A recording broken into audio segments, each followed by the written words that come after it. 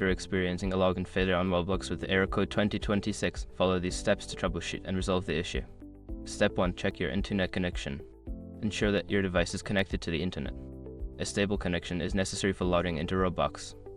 Try restarting your router or switching to a different network if possible. Step 2. Update Roblox. Make sure you have the latest version of Roblox installed on your device.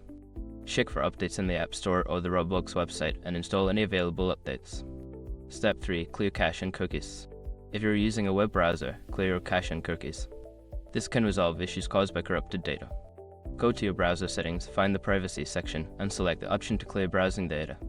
Step 4. Disable VPN or proxy. If you're using a VPN or proxy service, try disabling it. Sometimes these services can interfere with Roblox's connection. After disabling, attempt to log in again. Step 5. Contact Roblox support. If none of the above steps work, reach out to Roblox support for assistance. Provide them with details about the error and any troubleshooting steps you've already taken. By following these steps, you should be able to resolve the login failure issue. If problems persist, staying in touch with Roblox support is your best option for a resolution.